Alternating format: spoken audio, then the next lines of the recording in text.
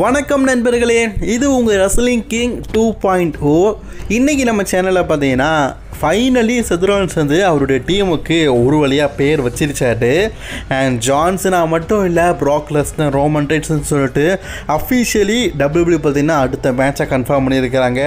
இதை தவிர்த்து நம்ம ஜான்சனா வந்து மீண்டும் சாம்பியனாக வாய்ப்பு இருக்குது அப்படிங்கிற மாதிரி ஒரு மிகப்பெரிய அப்டேட் கிடச்சிருக்குது. இதை தவிர்த்து இன்னும் ஒரு சில ரெஸ்லிங் செய்திகளை பற்றி இன்றைக்கி நம்ம தமிழில் பார்க்கலாம். மறக்காமல் ஃபஸ்ட் டைம் சேனலுக்கு வந்துருக்கோங்க, சப்ஸ்கிரைப் பண்ணிக்கோங்க, பெல் ஐக்கானை கிளிக் பண்ணி வச்சுக்கோங்க. தினமும் போகிற ரெஸ்லிங் செய்திகளை மலையாளத்தில் தெரிஞ்சுக்கோங்க. ஃபஸ்ட்டு நம்ம யாரை பற்றி பார்க்க போகிறோன்னா, நம்ம ஜான் சீனாவை பற்றி தான். ஜான் சீனா நமக்கு பிடிச்ச மாதிரி ஒரு ஹேல் கேரக்டரை பண்ணி எல்லாரையுமே ரசிக்க வச்சுட்டாரு. And John Cena 17 time heavyweight சாம்பியனும் ஆகிட்டார். இந்த 17 டைம் ஹெவி வெயிட் சாம்பியன் அப்படிங்கிறது ஜான் சீனா ரெஃப்லரோட ரெக்கார்டை பீட் பண்ணது. அம்புட்டு தான், கரெக்டு தானே? இதை தவிர்த்து வேறு எதுவுமே இல்லைல்ல. ஜான் சீனா சாம்பியனாக இருந்த அந்த 100 நாள் அப்படிங்கிறது ஏதோ சொடகு போட்டுற மாதிரி போயிட்டுங்க. இப்போ தான் ரெஸ்ல்மனியா நடந்த முன்னாடி இருந்தது, அதுக்குள்ளே சம்மர்ஸ்லாம் நடந்துருச்சு. ஸோ கேப் அப்படிங்கிறது பெருசாக இல்லை. இப்போ கோடி ரோட்ஸ் அகெயின் சாம்பியன் ஆகிட்டார். இப்போது நமக்கு கிடைச்சிருக்க செய்திப்படி ஜான் சீனா அகெயின் சாம்பியன்ஷிப்புக்காக சேலஞ்ச் பண்ணுறாராம். அது மேபி ஹெவி வெயிட் சாம்பியனாக இருக்கலாம், அல்லது மீண்டும் அன்டிஸ்பியூட்டட் சாம்பியன்ஷிப்புக்காக இருக்கலாம். ஃபைனல் 1 ரன் கோடி ரோட்ஸ், நான் அவங்க கூட ஒரு மேட்ச் விளாட்றேன் சாம்பியன்ஷிப்புக்காக அப்படின்னு சொல்லிட்டு கோடி ரோட்ஸ் கூட ஜான் சீனா மோதுறதுக்கு வாய்ப்பு இருக்குது.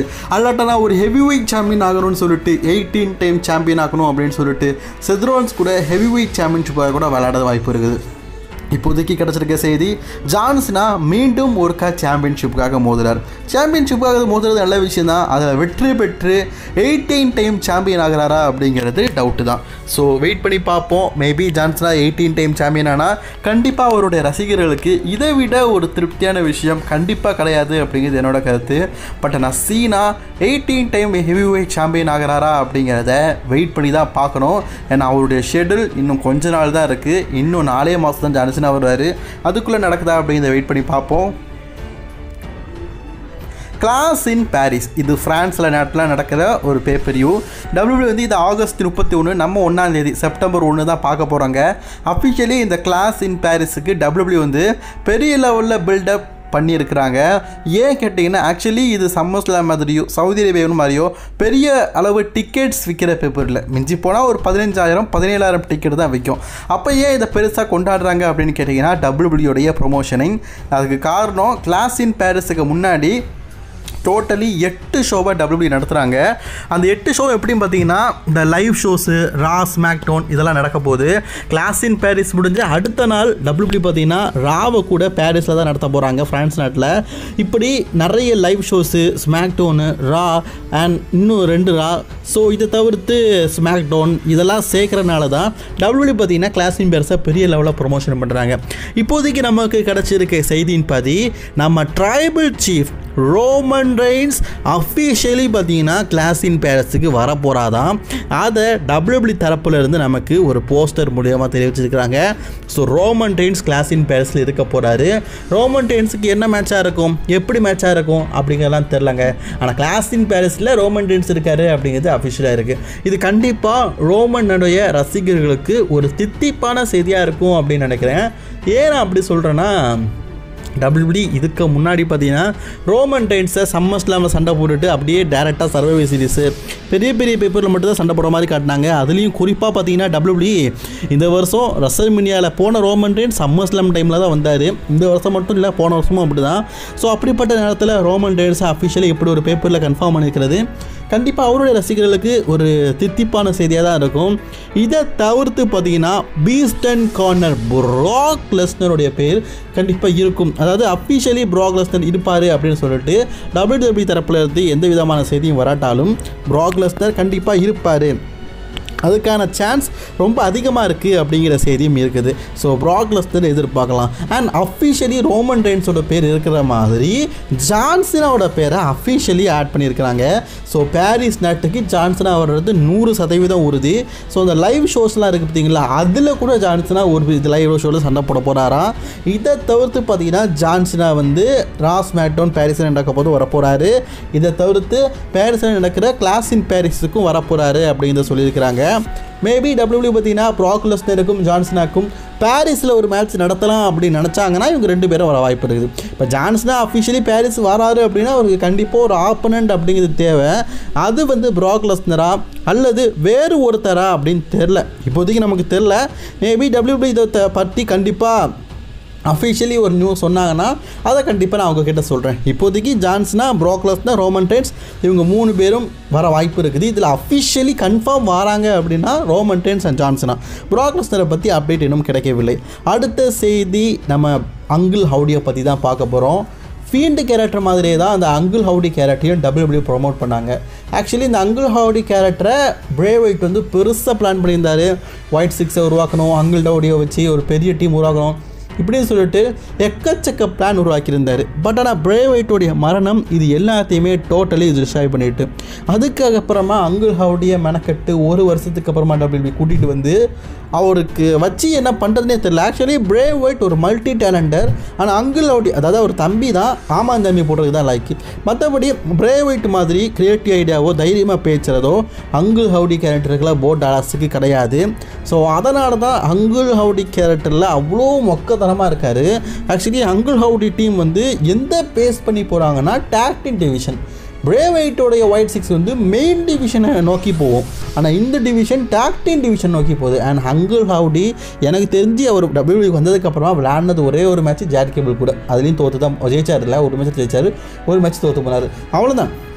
அங்கிள் ஹவுடியோட பாயிண்ட் ஆஃப் அவ்வளோதான். ஆனால் பிரே ஒயிட் அப்படி இல்லை, அவருடைய பாயிண்ட் ஆஃபே வேறு லெவலில் இருந்தது. சாம்பியன்ஷிப்பு, ஹெவி வெயிட் டைட்டில் அந்த லெவலில் போயிட்டு இருந்தார். அதுவும் ஃபீல்டு கேரக்டர்லாம் மறக்கவே முடியாது.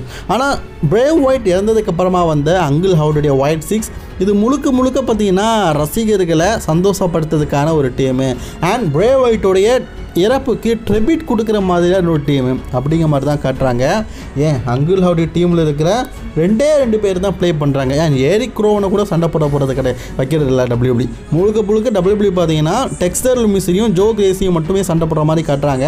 அவங்க 2 பேரும் தான் இப்போ கரண்ட்லி பார்த்தீங்கன்னா சாம்பியனாக இருக்கிற மாதிரியும் காட்டுறாங்க. மற்றபடி WWE பார்த்தீங்கன்னா இந்த அங்கிள் ஹவுடியை வச்சு யூஸ் பண்ணுறதே இல்லை. எனக்கு தெரிஞ்சு இந்த அங்கிள் ஹவுடி கடைசி வரைக்கும் டாக்டின் நியூஸ்லேயே காலம் ஆயிடுவாங்க பொழுது. பார்க்கவே பரிதாபமாக இருக்குது. சரி பாவம் என்ன பண்ண, WWE பார்த்தீங்கன்னா ஏதோ வச்சுக்கோன்னு சொல்லி வச்சுக்கிறாங்க பொழுது. மற்றபடி பெரிய புஷ்ஷெல்லாம் WWE கொடுக்குற மாதிரி எனக்கு தெரில. உங்களுக்கு என்ன தோணுது மறக்காமல் கமெண்ட் பாக்ஸில் கமெண்ட் பண்ணிக்கோங்க. அடுத்த செய்தி நம்ம எதை பற்றி பார்க்க போகிறோம்னா செத் ரோலன்ஸை பற்றி தான். பொதுவாகவே ஒரு டீம் ஒன்று உருவாகிட்டுனா கண்டிப்பாக பேர் அப்படிங்கிறது ஒன்று வைப்பாங்க. இப்போதைக்கு பாலியமனுக்கு ஒராக்கால் அப்படின்னு பேரை வச்சுருக்கிறாங்க. அதே மாதிரி பார்த்திங்கன்னா அவர் கூட இருக்கிற டீம் எல்லாம் ஓகே தான். ஃப்ரான் பிரேக்கர், பிரான்சன் ரீடு, ஒருத்தருக்கு ட்ரைபிள் பூட்ஸ்ன்னு பேர் வச்சுருக்காரு, இன்னொருத்தருக்கு பிக் டாக்னு வச்சுருக்காரு. சரி இப்படி பால் ஹேமன் எல்லாமே பண்ணாது, இந்த டீமுக்கு என்ன பேர் வச்சுருக்கிறாங்க அப்படின்னு பல பேர் கேட்டுட்டு இருந்தீங்க. ஆக்சுவலி இந்த டீமுக்கு இது வரைக்கும் பேர் வைக்கணும், ஆனால் இப்போ அஃபிஷியலி பேர் வச்சுட்டாங்க. இந்த டீமுக்கு என்னப்பா பேர் அப்படின்னு கேட்டிங்கன்னா அது விஷனா, இது விஷ்னரியோடைய இது மாதிரிலாம் அதுக்கு. எஸ் விஷ்னரி, நம்ம செத் ரோலன்ஸுடைய புனைய பேர் விஷ்னரி. ஸோ விஷ்னரி இந்த டீமில் இருக்கிறதுனால இந்த டீமோடைய பேர் வந்து விஷன் அப்படின்னு சொல்லிட்டு வச்சுருக்காங்க. த விஷன் அப்படிங்கிறது தான் இந்த டீமோட பேராக. கேட்குறதுக்கு எப்படி இருக்குது, வேடாக இருக்குதா? எனக்கு என்னமோ பார்க்கறதுக்கு நல்லா தான் இருக்க மாதிரி தான் தெரியுது. உங்களுக்கு என்ன தோணுது அப்படிங்கிறத நீங்கள் தான் மறக்காமல் கமெண்ட் பாக்ஸில் கமெண்ட் பண்ணணும். என்னை பொறுத்த வரைக்கும் இந்த பேர் ஓகே அப்படிங்கிற மாதிரி தோணுது. உங்களோட கருத்துக்களை மறக்காமல் கமெண்ட் பாக்ஸில் கமெண்ட் பண்ணிக்கோங்க. அண்ட் ஃபைனலி ப்ராக் லெஸ்னரை பற்றி நம்ம பார்க்க போகிறோம். ப்ராக் லெஸ்னர் ப்ராக் லெஸ்னர் வந்து வந்துட்டார்ப்பா அஃபிஷியலி. ஆனால் எப்போ வருவார், எந்த ராக்கு வருவார், எந்த ஸ்மாக்டவுனுக்கு வருவார், இதை பற்றிலாம் எந்த அப்டேட்டும் கொடுக்கலன்னு கேட்டிங்கன்னா ப்ராக் லெஸ்னருடைய ரிட்டர்னை மட்டும்தான் WWE பிளான் பண்ணியிருக்கிறாங்க. இதுக்கப்புறமா தான் WWE பார்த்தீங்கன்னா ப்ராக் லெஸ்னர் கூட்டி வர போகிறாங்களா. அண்ட் ப்ராக் லெஸ்னர் வரதை அட்வர்டைஸ் பண்ணி தான் WWE சொல்ல போகிறாங்களாம். இதை பற்றின ஒரு முக்கியமான அப்டேட்டை வந்து இந்த வாரம் நடக்க போகிற ஃப்ரைடே நைட்ஸ் மட்டும் இல்லை ஜான்சினா சொல்லுவார் அப்படிங்கிற மாதிரி சொல்லியிருக்காங்க. மேபி ஜான்சினா வந்து ப்ராக் லெஸ்னரை சேலஞ்ச் பண்ணால் ப்ராக் லெஸ்னரும் ஜான்சினாவும் ஃபேஸ் டு ஃபேஸ் ஒரு செக்மெண்ட் நடக்க வாய்ப்பு இருக்குது.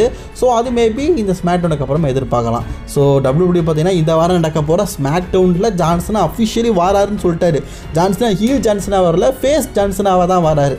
ஸோ அவர் கண்டிப்பாக பார்த்தீங்கன்னா ப்ராக் லெஸ்னரை பற்றி ஒரு ஸ்பீச் கொடுப்பாரு. அண்ட் ப்ராக் லெஸ்னர் தன்னை எதுக்காக அட்டாக் பண்ணார், நான் தான் ப்ராக் லெஸ்னரை வாண்ட் பண்ணேன், இப்போ அவன் என்னை எதிர்த்து வந்திருக்காமல் அவங்க கூட ஃபைனலி நான் ஒரு மேட்ச் விளாடுறேன் அப்படின்னு சொல்லிட்டு சேலஞ்ச் பண்ணதுக்கும் வாய்ப்பு இருக்குது. இதெல்லாம் என்ன நடக்குது அப்படிங்கிறது நம்ம இந்த வாரம் ஃப்ரைடே நைட்ஸ் மட்டும் பார்த்து தான் தெரியும். சரி வெயிட் பண்ணி பார்க்கலாம்.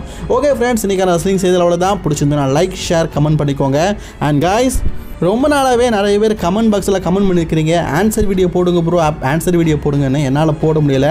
இதுக்கப்புறமா நான் எந்தெந்த வீடியோ போடணும், ரெஸ்லிங் கிங் தமிழோ, ரெஸ்லிங் கிங் 2.0 அல்லது ரெஸ்லிங் கிங் ஓஜியோ, அதில் யார் யார் கமெண்ட் பண்ணுறீங்களோ வீடியோடைய எண்டிங்கில் ஒரு 1 மினிட் அல்லது 2 மினிட்ஸுக்குள்ளே உங்களுடைய 5 கேள்விக்கு நான் ஆன்சர் பண்ணுவேன். கேள்விக்கு மட்டும், சரிங்களா?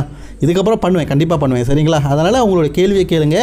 முடிஞ்ச அளவுக்கு சின்ன கேள்விக்கு கமெண்ட் பாக்ஸ்லேயே ஆன்சர் போடுவேன். பெரிய கேள்விக்கு நான் வீடியோட எண்டிங்கில் ஆன்சர் பண்ணுறேன். அவங்களுக்கு நான் ஹார்ட் போட்டிருப்பேன். அதை வச்சு நீங்கள் நெக்ஸ்ட் வீடியோவில் இந்த சேனலில் போடுறேன் அப்படிங்கிறத புரிஞ்சுக்கலாம், சரிங்களா?